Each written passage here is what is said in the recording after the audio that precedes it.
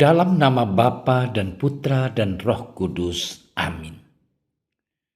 Allah Bapa yang Maha Kasih, kami bersyukur kepadamu atas penyertaan-Mu dalam hidup kami.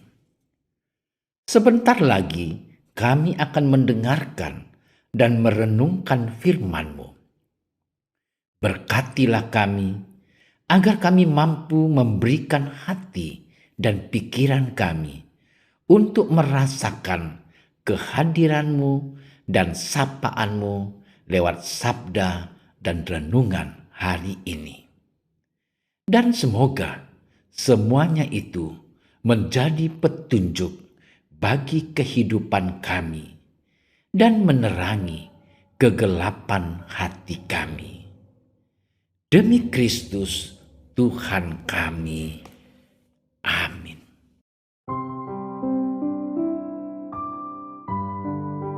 Sekali peristiwa, Yesus bersabda kepada orang Farisi yang mengundang dia makan, "Apabila engkau mengadakan perjamuan siang atau perjamuan malam, janganlah engkau mengundang sahabat-sahabatmu atau saudara-saudaramu atau kaum keluargamu dan tetangga-tetanggamu yang kaya, karena mereka akan membalasnya dengan mengundang engkau pula, dan dengan demikian engkau mendapat balasnya.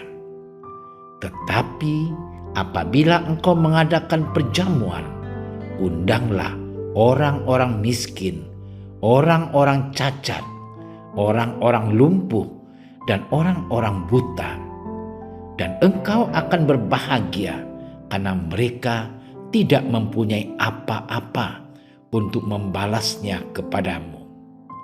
Sebab engkau akan mendapat balasnya pada hari kebangkitan orang-orang benar." Demikianlah sabda Tuhan.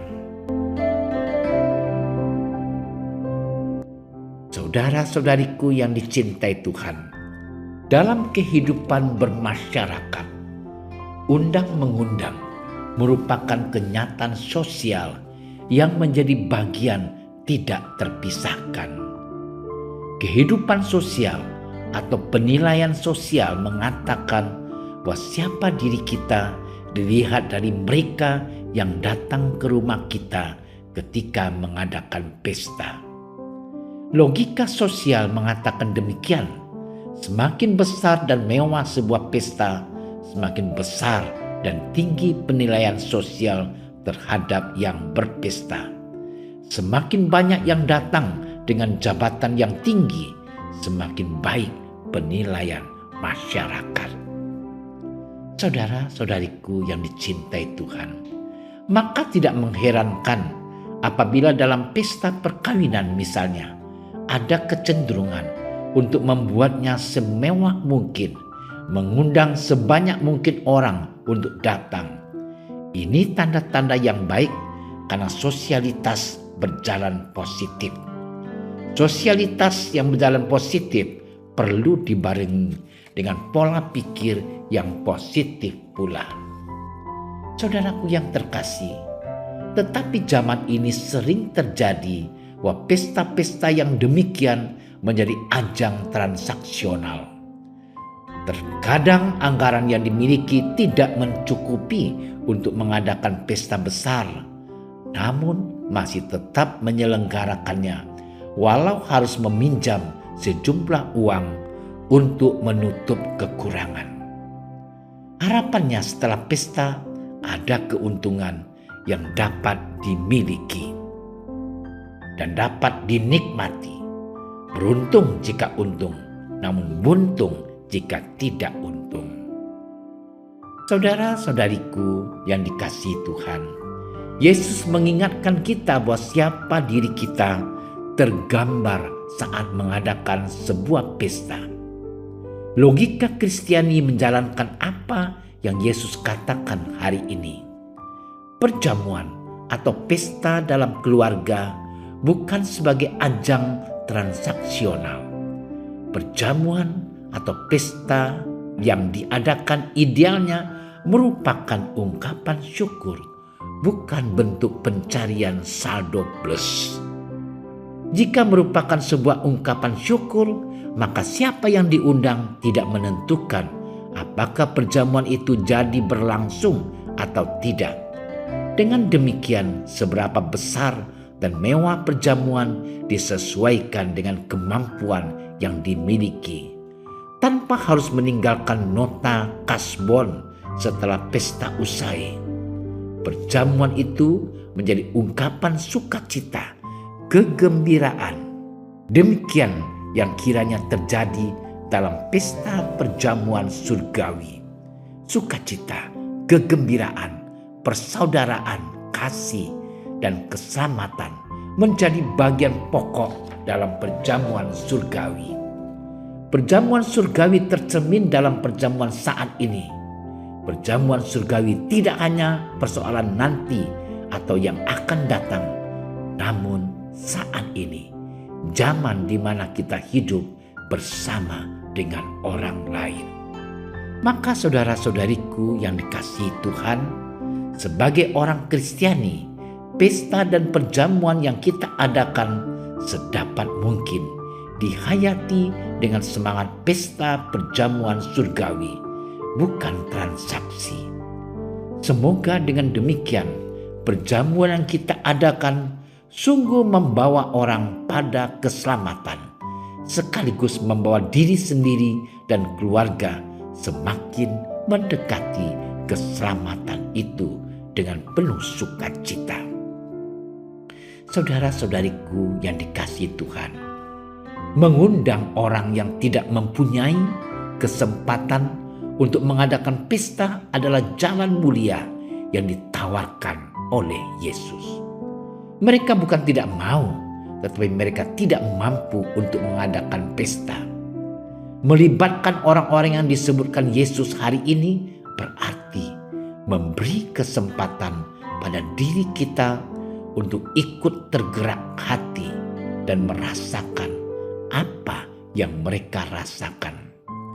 Siapa tahu justru dari merekalah kita mendapat semangat hidup dan kekuatan hidup.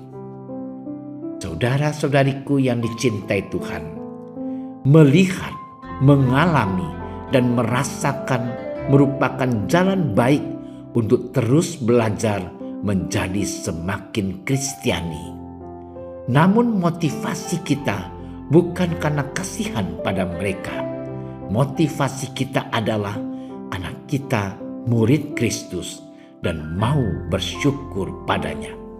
Tanpa Kristus, hidup kita tidak mempunyai arti yang mendalam dan tulus.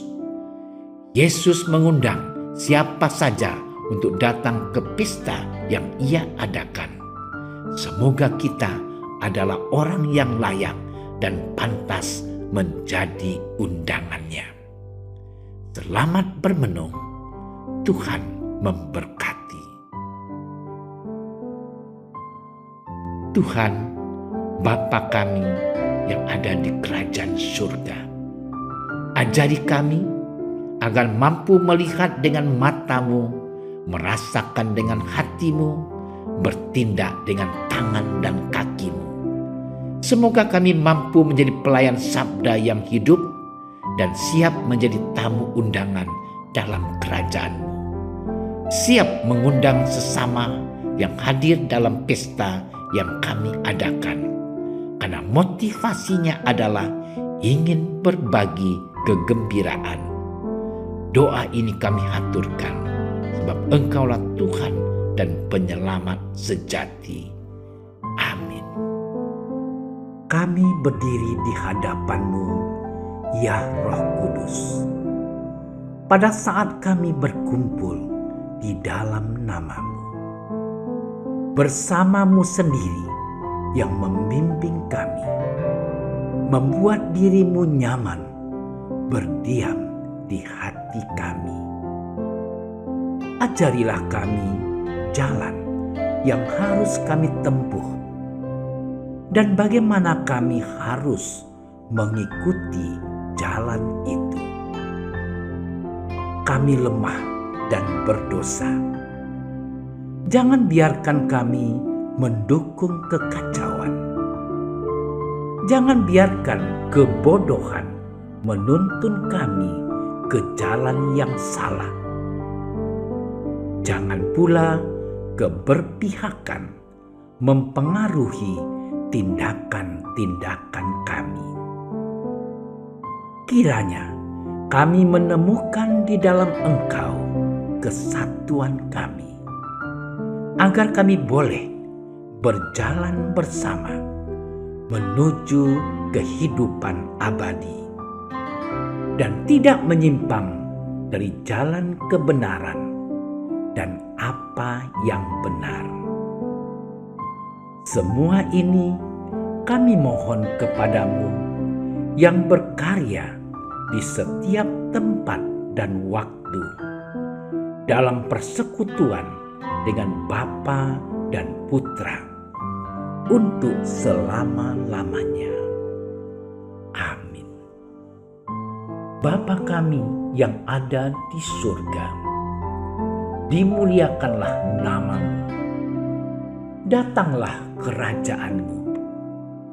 Jadilah kehendak-Mu di atas bumi seperti di dalam surga.